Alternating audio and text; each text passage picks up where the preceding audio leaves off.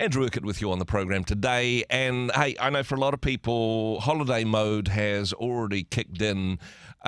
Schools are out, tools are down, and it's looking forward to the summer ahead. It's almost the same for our politicians as well. Joining us on the program now, Dr. Bryce Edwards. Bryce, kia ora. Maureen, Andrew. Sort of holiday mode for the politicians, although some no doubt will be working through. Let's start with the polls. There's been a few out recently. How are things looking for as we head towards Christmas? Yes, in the last week we've had three polls that have been released publicly. None of the major polling companies, but Roy Morgan, Talbot Mills, and there's a Stuff freshwater strategy poll that's come out. Yep. And so I won't bore you with all the exact details of them, but there was a theme there which shows National going down really, Yep. and Labour going up. Um, that's the broad sort of pattern from these three polls. Luxon not doing particularly well either as Prime Minister. Chris Hipkins doing a bit better. And actually, the Roy Morgan poll showed Te Pāti Māori up to 9%, which Hmm. is, I think, the highest I've ever seen them. Of course, you don't want to get too focused on any one particular poll, but look at those trends. And so I think undoubtedly the government, or at least the main party of government, National, are struggling at the moment, and the Prime Minister. And it's speculation about what's caused this. I think some people are pointing to the Treaty Principles Bill as being a bit of an albatross around Luxon and National's neck.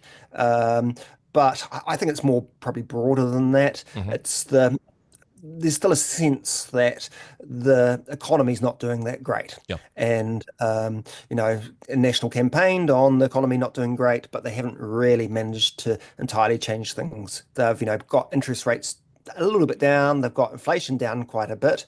But people are still struggling, and that's really what a lot of people, make their political choices based on. Am I feeling better or worse or the same as I have been? And so they're not really feeling that the country has changed direction enough.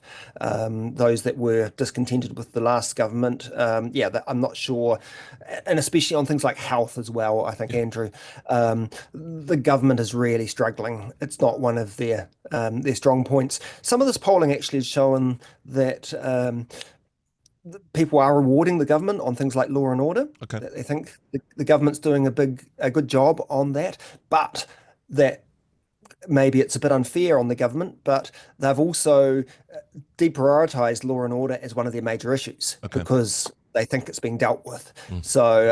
So yeah, it's a bit hard, I think, for the government at the moment. Is there a pattern when it comes to pre-Christmas polls, as it were, as everyone's getting towards the end of the year, and as I say, we're kind of already in holiday mode, and people are going, "Oh gosh, how are we going to do Christmas this year?" That people tend to be a little bit grinchy at this time of the year. Whoever's in power gets a bit of a kicking in the polls because everybody's a bit grumpy because Christmas isn't as bright as it should be. What a great theory. I've never heard that one before, and it does resonate with me. Absolutely. I mean, we are in a bit of a grinchy mood in general. We have been for a few years, and Yep. this is happening around the world. We're living in an age of global discontent, and people are punishing incumbents throughout the world. And that's why there's been a lot of changes of government, and Yep. that's why I think, or it's a big part of why Trump has just been elected again.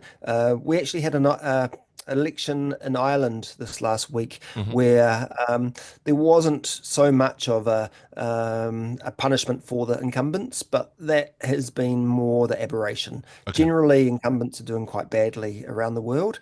And I think there's an argument to be made that the current government is doing better than other incumbent governments around the world. Their Hmm. popularity hasn't been, tarnished as much.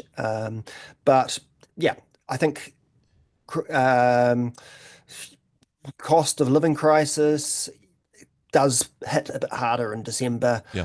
There are more things to be concerned about. And so, yes, that might be We'll exactly the call it the Grinch explanation. theory. I just made it up now. I just wondered whether or not Yep. there was any correlation in that regard. Now, when we say drop in the polls, this isn't anything totally significant in some ways. It's No. just not quite as cheery as it used to be. Flipping to the other side of the house, in terms of the Labour Party conference, which happened last weekend, that's really a rebuilding process. That's in terms of rebuilding public confidence and having electability, I suppose, with some policies that make them distinctive from other political parties. How would you assess what was presented at the conference last weekend, Bryce?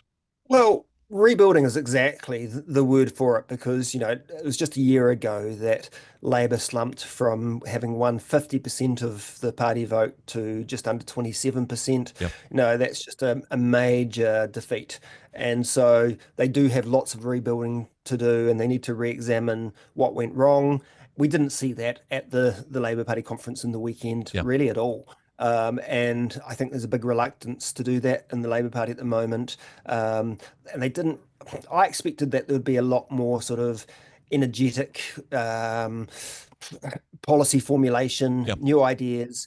Not a lot of that came I mean, through. let's And so, throw a couple on the table. Oh, let's put expensive ferries back on the menu, and maybe we should build a proper Dunedin hospital. I mean, they're not exactly life-changing policies, although very, very in look, they line might be the right policies, yeah, but yeah, they're not new, they're not fresh. It's saying what we did in government last time is what we want to do again. yep, And I have quite a strong view on this that Chris Hipkins and the Labour leadership are really focused on their activists at the moment. They're yep. not focused on turning the Labour Party's popularity around. They are very much. Chris Hipkins wants to keep his job as Yeah. leader. So it's all about embedding himself as the leader. And so he's telling his activists, no, we did nothing wrong in government. It was just unfortunate that we got turfed out. Yeah. And once we get back in, we're going to carry on with those same policies, because that's, I think, what the activists want to hear. Exactly. And it's a bit like in the US elections when you've got someone running to get the nomination for the Republicans or the Democrats. To get the nomination, they have to swing very strongly towards the activist base. Yep. And then once they've got the nomination, they then go back towards the center of the political spectrum and start being a bit more focused on the public. One thing So I think Chris Hipkins, Labour, still very internally focused at the moment. One thing I thought was astounding was, again, their failure to make a decision on tax policies. Now, various nominations and amendments were tabled. None of them passed. This is the Labour government that had every opportunity to do some significant tax reform in a majority. They even had a massive investigation with recommendations about how our tax policy should be transformed. Jacinda Ardern famously made one of her captain's calls on this one, and Chris Hipkins doesn't seem keen to grasp the nettle, as it were. Look, I agree with all of that. I think over time there is more appetite for tax reform, and we're seeing that across the political spectrum. There's a sort of acknowledgement that whoever's governing has got a bit of a fiscal crisis at the moment. They need to either find ways to cut expenditure or find new ways to tax and maybe move away from taxing just on incomes. Yep. So I think a capital gains tax is really becoming a bit more of a consensus, even amongst business people, etc. And what you had at the conference was a debate between two different types of tax reform, a capital gains tax or a wealth tax. And those are the two things that Labour has to choose between. It was reported that they basically decided to progress both of those, to keep developing them further, and then to leave the Policy Council and the MPs to decide which one in the end. In reality, that means they've chosen a capital gains tax.